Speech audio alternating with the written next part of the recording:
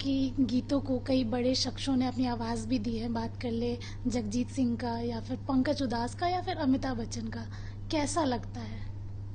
बुरा तो नहीं लगता होगा। नहीं फिर भी मतलब कैसा गर्व फील होता गर्व, है जी। देखिए, ये जब आपके सपने जी।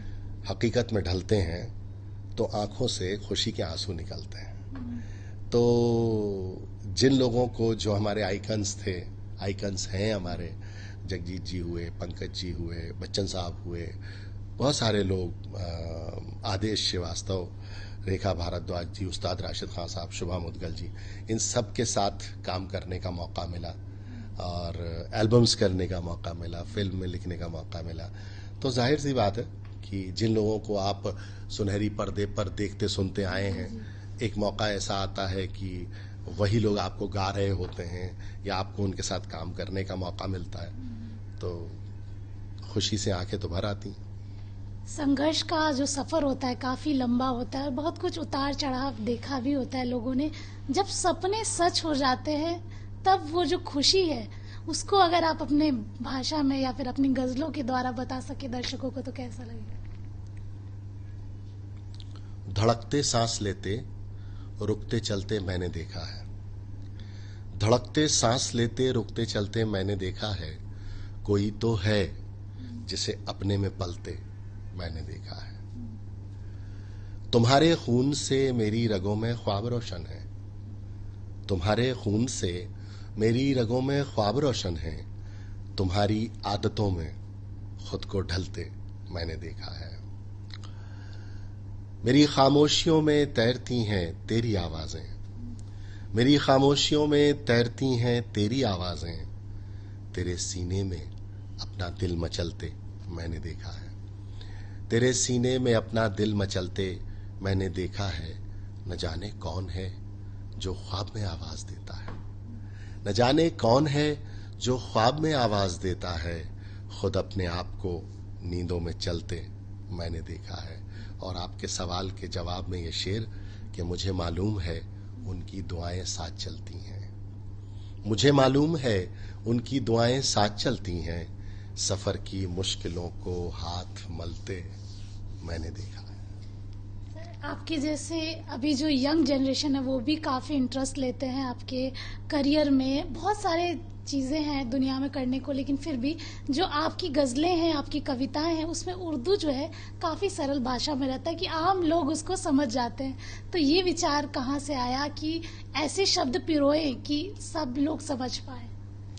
ये दरअसल देखिए, जबान हमेशा वो सफर करती है जिसके साथ हर कोई सफर कर सके, अंग्रेजी वाला नहीं, उर्दू वाला, ठीक है।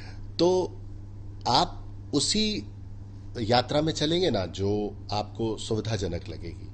कठिन राह पर तो चलना मजबूरी होता है। तो जबान का मामला ऐसा है कि हमने कभी वो जबान सुनी या बरती नहीं जो बहुत कठिन थी, लाइब्रेरियों के काम आने वाली थी।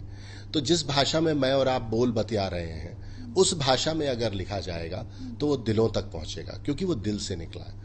मैं बोलूं कुछ, भवानी भाई का गीत है, जिस तरह तू दिख रहा है उस तरह तू लिख, और जैसे लिख रहा है उस तरह तू दिख। तो आप जैसे हैं वैसे आप बोलते हैं, आप व्यवहार करते हैं, आचरण करते हैं, वही आपकी कविता की भाषा होनी चाहिए, वही आपके लेखन की भाषा होनी चाहिए। आप खुद तो कुछ और हैं और आपकी रचना की भाषा कुछ और है। तो उससे फिर जो तादात्म्य है, जो संबंध है और जो भावनात्मक जुड़ाव है, वो आपके पाठक का कभी नहीं हो सकता, क्योंकि आप उसकी भाषा में नहीं बोल रहे। तो ये बहुत स्वतः आया और ये परिवार से भी आया, क्योंकि परिवार में न हिंदी बोली जाती थी न उर्दू बोली जाती थी, परिवार में हिंदुस्तानी बोली जाती थी, जो आज हम और आप बोल रहे हैं। मैंने जैसा पहले बताया कि मेरी जो वालदा थी, मेरे जो वालिदैन थे, मेरे माता पिता जो थे, उनको उर्दू भी आती थी, उन्हें स्क्रिप्ट भी आती थी। तो हमारे घर में वातावरण ही जो था, निसार मालवी साहब का मैंने जिक्र किया, जिनकी बच्चियां हमें आज तक राखी बांधती हैं, तो वो जो एक गंगा जमनी तहजीब का जो कल्चर है, गंगा जमनी तहजीब जो पूरी की पूरी हमारे घर में रची बसी थी, उसने मेरे डीएनए पर बहुत गहरा असर डाला। जिसकी वजह से जिस तरह मैं आपसे बोल रहा हूँ, बात कर रहा हूँ, उसी तरह से मैं लिखता भी हूँ, है ना। जैसे अभी आप आई तो आपने सुबह से जो आप एक शेर रट रही थी कि बात करो तो लफ्जों से भी खुशबू आती है, हाँ, लगता है उस लड़की को भी उर्दू आती है। तो इसमें एक शेर है कि हमने भी तो दिल जीते हैं मीठे लफ्जों से, हमने भी तो दिल जीते हैं मीठे लफ्जों से, हम कायस्तों को भी थोड़ी उर्दू आती है। तो हमारे घर में ही हिंदी उर्दू अदब का एक बहुत बड़ा गहवारा हमको मिला जब हमने आंखें खोली, तो उसका हमारे ऊपर बहुत बड़ा असर है जो आज तक कायम। आखिरी